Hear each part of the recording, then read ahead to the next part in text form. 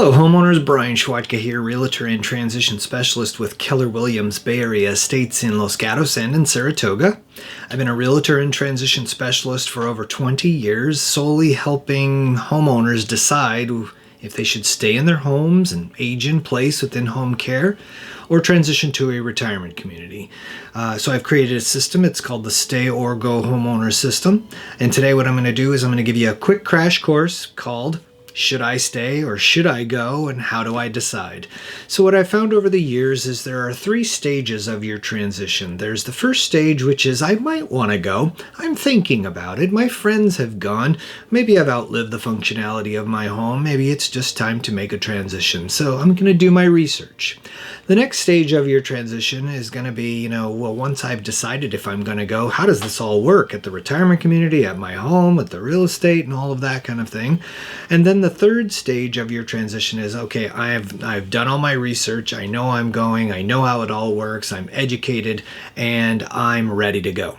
So if we were together in person, I would ask the audience, who's in what stage? We're all going to be in various stages of your transition. So I'm going to do the who, what, why, when, where, and how. And the first question is who. So who does this sound like? Tell me if this sounds familiar to you. I love my home. I've lived here for decades. I bought it for $25 and now it's worth $3 million. I don't have a mortgage. It's almost free to stay here, right? I love it. And I'm not old enough to go to one of those retirement communities anyway, and they're way too expensive. And if I sell my home, I'm going to pay huge capital gains taxes. What if I change my mind? What if I don't feel comfortable there? Well, I just have too much stuff and my house is overwhelmed and I need to fix it up and all of this. And I have paralysis of analysis, and I totally get it. Working with retirees for over 20 years, I've walked in your shoes. I know exactly what you're going through. And you have this paralysis of analysis, and my goal is to get you to 51%. Either 51% you're staying or 51% you're going. The anguish comes in not knowing, being 50% on the fence. So hopefully by the end of this presentation, I'll get you to 51% either way. Now, what are your options? Well, you have options. I'm going to put it in 2 buckets. You're either going to remain in your home, aging in place within home care service, but I want you to ask yourself, can you stay in your current home, both physically and financially? Or maybe you might want to downsize to some smaller home, or a home that better suits your lifestyle, a single-story home, less maintenance, it's safer. Maybe you want to transition to a remodeled home. You want to remodel your home, but you don't want to have to live through all of that.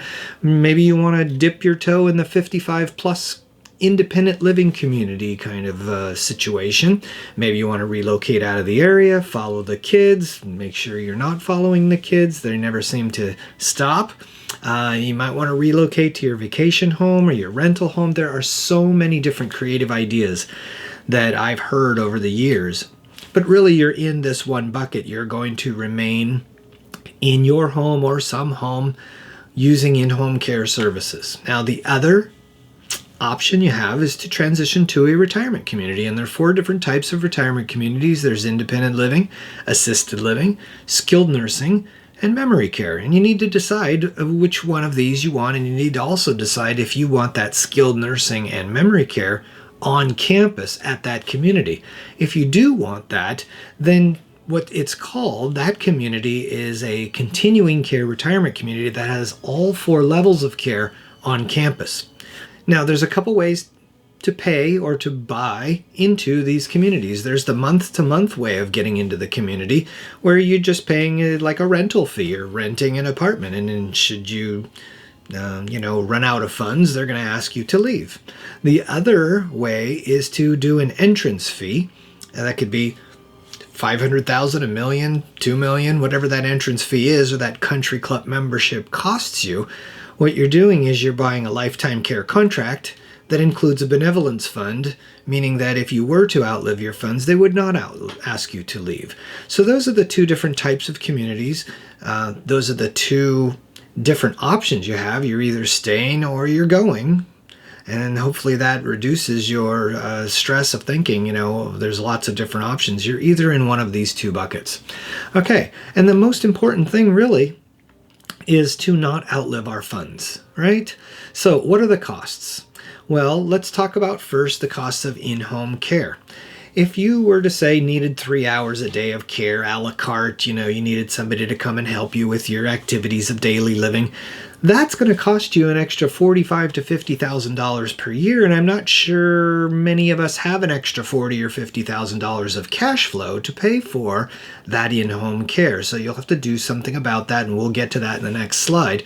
But once you need a little more care than 3 hours a day, here comes the red line. The red line is when you're crossing over from independent living to assisted living, when you need more help with your activities of daily living. And if you needed, let's say, 6 hours a day, then that's going to cost you $90,000 to $100,000 extra per year. And now our cash flow is really getting hit. If you needed that caregiver for 12 hours a day, you'd be close to $200,000 extra per year. And if you needed them round the clock, I'm sure you've heard of someone that you know of who has needed round the clock care, and that's $350,000 to $400,000 per year based on $40 to $50 per hour for these in-home caregivers. Now, in addition to those costs, if you do need that skilled nursing or that memory care, that's going to be more expensive. And if you needed to move a larger person, they would need 2 caregivers to do that. You'd be paying double. And then if you are going over 8 hours a day, you're going to be paying overtime to the in-home care service company. So you can see how these prices really add up. Now, remember, you're staying in your home, so you still have homeowners' expenses.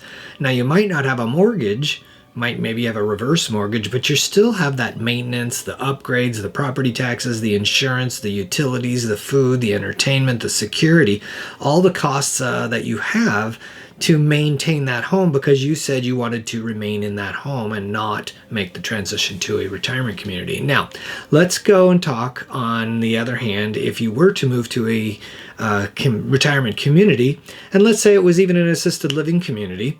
I'm not going to put the prices here, but I know the prices are less expensive than in-home care services. Now, of course, you're going to, just like when you're having in-home care, you're going to pay a little bit extra for skilled nursing or memory care. It's just more expensive. The caliber of people who are taking care of you and the amount of time it takes is higher, so the costs will go up whether you're staying or whether you're going. But the best part about going is the fact that you no longer need to pay for your housing expenses. Your mortgage is gone, the reverse mortgage is gone. You don't have to pay for maintenance and upgrades and property taxes and insurance and utilities and food and entertainment and security. All that goes away. And remember, we were talking about not outliving your funds. So think about this. I know you think to yourself initially, wow, it's almost free to stay in my home. But having that plan of using in-home care services is really going to get expensive when you still own your home. Okay, now we need to talk about where are these funds coming from for the care, whether it's staying in your home or transitioning to a retirement community. So your 3 levels of income or funds that you have, your nest egg. The first is cash flow. The second is your required minimum distributions or your investments. And the third is your home. But you said you didn't want to sell your home, so we're going to need to only work with cash flow and your investments. But when that red line comes, when you need more assistance and when that in-home care, those costs go up, how will you pay for that care? After you've run out of the cash flow, after you've run out of your investments, you're going to need to dig into that home, and that's in a reactive mode. You're not sure what the market's like or anything because you're in this reactive mode. I was not in a proactive mode, and now I need to sell my home. I don't know what the real estate market's going to be like during that time, and so that's a reactive mode, and that's not the best way to do things or to do your life. You want to make things happen. You don't want to wait for things to happen. So in a proactive way, you bought your home as an investment. You're supposed to sell any investment at its highest mark. Your home is probably worth right now the most it's ever been worth. And so you're being proactive and you're selling that home at a high, and now you have money for trips. You're not house rich and cash poor anymore. Now you're just rich. And so you can use that cash flow from the sale of your home. When you need more assistance, you will have the funds available to do that. And last but not least, we want you digging into those investment funds, right? Because you're going to be paying capital gains taxes on that. So again, the goal of not outliving your funds is based on you making a smart decision and a proactive decision. You're making things happen. Okay? So I'm just curious of where your funds are coming from and if you've ever even thought about that. Now, when should you make this choice or make this transition? Well, really, it's before things change. And there are a lot of things that change in the world. Real estate market fluctuations, interest rates go up and down, economic conditions, consumer confidence goes up and down, your health goes up and down, and the availability at these communities go up and down. So you really got to know when to hold them and when to fold them, when to walk away and when to run. And I don't want you gambling on these things, these market fluctuations, interest rates, your health especially, right? And let me just veer off here real quick. If you are going to a continuing care retirement community that has independent living, assisted living, skilled nursing, and memory care on site, they want you to come in the healthy front door, right? And then transition through their community. But if you waited too long at a continuing care retirement community and you came and knocked on the side assisted living door and said, hey, I know I waited a little too long, can I get in? What they're going to do is they're going to say, hey, we told you to come in when you were healthy, and all these other people are moving through the system. And if by chance nobody is taking an assisted living unit, then you can have that one, but the wait list is going to be huge. Now, this doesn't apply when you're going to an assisted living community or a skilled care or an independent one of these. This only applies to a continuing care retirement community. Okay, so that's the when, and now let's talk about the why. And I hate to start out on a negative, but I'm going to start out with the in-home care industry services. That whole industry in general is overloaded. It's one of the fastest growing services in the United States today. I'm not sure if it's baby boomers or post-COVID, but people want in-home care services, and that industry is overwhelmed, and 50% of the time, the clients are turned away. So you can't base your whole plan on having in-home care services when you're only going to get them 50% of the time. And because there's a shortage of workers, the turnover rate is 40 to 65%. You're not going to get the same person each time. They can't guarantee that. And then I've heard safety issues and security issues and things like that. So I hate to be a Debbie Downer for you, but I think the in-home care industry is not something you want to be gambling on or really bank your whole plan on. This industry that is very volatile right now. Now, here's something else. It's a worldwide epidemic. It's going on. It's affecting everyone. It's isolation. And the isolation, connection is really the key. Isolation isn't just, oh, I'm bored. Isolation actually has it adds mental health decline. You're lonely, you're depressed, you have anxiety. It also, it's a physical health decline as well. So because of the decreased mobility, you're maybe not getting out, you're not having accountability, you're not around people who are moving and grooving, then comes obesity and cardiovascular disease, and also cognitive decline as well, because isolation increases or accelerates cognitive decline. You're also going to have reduced access to support when you're isolated in your home using in-home care services. They need to come to you, whereas in a retirement community, it's pretty much like they built a hospital and they built condominiums around the hospital. The care is right there for you. And then also, finally, you're going to miss out on all of the socialization, the recreational activities, the sense of community, being around like-minded people. So there's a real issue here. In fact, my mom's isolated, my dad's isolated. I talked to my mom the other day and she said, I just realized yesterday I didn't talk once. I mean, I went to the store and I did all of these things, but I'm not using things. And if you don't use things, you lose things. And so there is a real problem with isolation in the world. Now, the solution there, I feel, is transitioning to a retirement community who is focused on your health, your physical and mental health, your social and your fun, your convenience, your safety and security. These companies are geared, and that's why they are in business, is to help you. And these services and these features and benefits and these values are not available in most homes. And the best thing about it is you're not going to have to worry about industry overload with in-home care services industry. You're not going to worry about turnover issues because these caregivers want to work at the community, and you're not going to have any isolation concerns either. So you can see how I'm a little bit biased towards a retirement community, and I'm going as soon as I can go. It's a luxury, and if you can afford it, why not be happier and healthier and more stimulated and more social?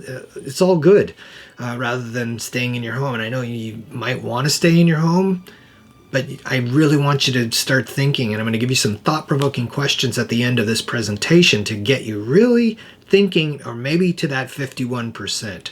So, what we've covered so far. We've covered the who, which is you. We've covered the what, which is what are your options and your costs.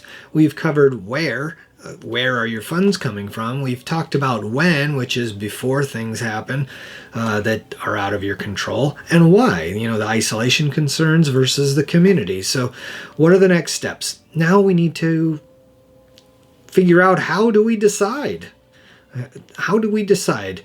And I really want to help you make the best decisions for your future, whether you're staying or whether you're going. And we don't want to make bad, poor decisions at this age, because it's harder to recover from a bad decision at this age. There are consequences that we might not be able to fix. So remember, at the beginning of the presentation, I said there are 3 stages to your transition. There's the I might want to go, there's the how does it all work, and then there's the I'm ready to go. And I have a manual for each stage of that I might want to go, how does it all work, and I'm ready to go. But I want to talk to you about the Stay or Go workbook. The Stay or Go workbook will help you decide whether you should stay or whether you should go. You can download it on the website at stayorgohomeowner.com. There's a big Start Here button there. And when you download this Stay or Go workbook, it's very easy. It's kind of short. I wrote it myself. It's about 15 pages. You'll go through a self-evaluation exercise where you'll evaluate where you stand in your finances, in your health, in your social network, like your friends, family who are ready, willing, and able to support you, your support network, your trust, your estate, your taxes, your will, and also your real estate, form, fit, and function on your real estate. And I'll ask you 6 questions for all of these 5 categories. You'll grade yourself. You'll see where you're strong and where you're weak. And then that will know where you're starting from. Now, the next thing is you need to envision your perfect future, right? How do you want your life to play out? What you want more of, what you want less of. And then we'll know where you're starting from, where you're going to, and then we can start to build that puzzle and start to put it together. Also, in the Stay or Go workbook is the prioritization grid exercises. You kind of need to know what your priorities are empirically, black and white. What is the first most important thing I'm looking for in a retirement community? What's the second most, the third most important thing? So you'll have the prioritization grid exercises. You'll also get these educational webinar links of webinars that I've recorded in the past that you can watch that will help you educate yourself, okay? So here are the 3 webinars that you can watch. There's the Should I Stay or Should I Go, a much more in-depth version of what I'm telling you now, like how to fill out that Stay or Go workbook. The next thing is you need to know about all these different types of communities, the 55 plus communities, the independent living, the assisted living, skilled, memory. You need to know about the pros and cons. You're going to remove all of those myths that you've heard. And then finally, you're still maybe on the fence, and we need to break that paralysis of analysis. So with that evaluation, with the envisioning, with the education, you should be able to break your paralysis of analysis. And then what we should do is we should actually get together and talk about your workbook results. I've been doing this for 20 years, working with hundreds and hundreds of seniors trying to make the decision, and not one has made the decision and they've regretted it. So I'm not saying I'm great at it, but I'd rather do one thing really well than a bunch of things just kind of good. So we should get together and we should talk about those priorities so we can put a search criteria together so I can help you find the perfect community for you. We need to talk about, like I said, these different retirement communities, the pros and cons of each of them. Maybe you want to relocate out of the area, but you don't know where to go. I can help you find other places and other realtors in other areas that kind of match this area. And then we need to talk about also what your home is worth and how much you're going to walk away with after capital gains taxes. So you can make an appointment right on my calendar. We can do that over the phone. We can do it on a Zoom call. We can do it in person. Just go to stayorgohomeowner.com. There's an appointment button there that you can just put your appointment right on my calendar. And then we also need to talk about, how it all works. I'll bring with me the pre-transition guide, which is the guide that shows you everything that's going to happen before you even get on the waiting list, everything that's going to happen after you're on the waiting list to these communities, what's going to happen once you've selected your new home, and what's going to happen during your move out of your current home and the move into your new home. So we can make an appointment for that. I'll bring that guide with you. And finally, let's talk about selling your home. There's a lot to it. So I've created a listing manual, and this is every single thing that's going to happen. What you're doing, what I'm doing, what the realtors are doing, what the title company's doing, the who, what, where, when, why, and how, what's going on behind the scenes so that you never have to ask, what's happening next. We'll talk about the listing agreement, the home preparations of what you need to do and what you don't need to do, talk about downsizing tips, inspections and disclosures so that you can sell your home as is, what we're going to do for marketing, what happens when we put it on the market. What about these purchase agreements and these new National Association of Realtors rules? So we do need to get together and we need to talk. We can do this in stages. First things first is we do need to help you decide if you're staying or if you're going. So that happens here on the website. It's stayorgohomeowner.com. Let's have an appointment. Let's talk about where you are in your transition. And finally, I do want to give you some thought-provoking questions. Because I told you, remember, you're maybe 50% on the fence. You at least need to know, should we start talking? So I want you to keep track on your hands. You have 10 fingers, there's 10 questions. Count how many times you say no to these questions. If you are saying no to 4, 5, 6 of these questions, we should get together and talk. So the first question I have for you is, does my current home suit my current lifestyle? Is it a 5-bedroom, 3-car garage, 2-story home with a pool in the backyard? Maybe you've outlived the functionality of that home. Has my home been upgraded to reduce the chance of falls? A fall can just change your plans, change your finances, change the whole trajectory of your plans. So, have you upgraded your home to reduce the chance of falls? Next one is, do I have a downstairs bedroom and bathroom, full bathroom, so that I can age in place? And if you don't, we're going to have to think about doing some remodeling or whatnot, or changing to a home that's already has that for you. And then another question for you is, do I have a support network of friends, family, neighbors who are ready, willing, and able to help me age in place? And I know you think, well, the kids will help, my friends will help, whatever, but that's a burden on them, and they have their own lives, and it's going to be difficult, and you're probably going to need some in-home care. So anyway, how many have you said no to? Because I've got a few more for you. Here's another one. I already know my answer to this question is no. Do I enjoy cooking, cleaning, driving, and maintaining my property? Next question is, do I have or get enough social interaction, stimulating experiences, and just plain old fun? Can I count on my health staying relatively the same for the next 5, 10, 15 years? I know that's a tough one to answer, but this is the most important one. And we talked about this in the presentation. Without selling my home, my nest egg, and just using my cash flow and my investments, can I afford the cost of in-home care, skilled nursing, memory support, at $10,000 to $20,000 per month? So if you've answered no to 4 or 5 of those questions, we really should get together. So at the end of the day, I really just want you to know that this decision is not exactly where you're going to live. It's about how you want to live your perfect life. Your next chapter should be the best chapter of your life. It should be an adventure. I really want you to take the time to reflect on what truly, truly, truly matters to you, right? What do you want more of? What do you want less of? Think about your independence and your comfort and your social connections and your peace of mind. Where is that going to happen? Is that going to happen in your home, isolated with in-home care services, or possibly at a community with like-minded people? Because the right choice is not a one-size-fits-all solution. You're very unique, and you need to get together and talk about that. So let's get together, create a plan that works for you. And I just want to thank you for allowing me to guide you through this important conversation, these decisions. And I wish you confidence and clarity and certainty as you move forward. I want you to make things happen. I don't want you to wait for things to happen. Get that clarity, that certainty, that confidence. Remove the fear, uncertainty, and doubt.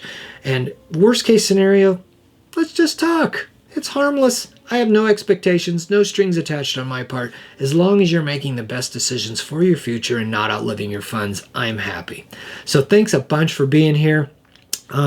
If you need me, I'm there. Go to the website, book an appointment on my calendar, and I hope to see you soon. All right, take care. Bye-bye.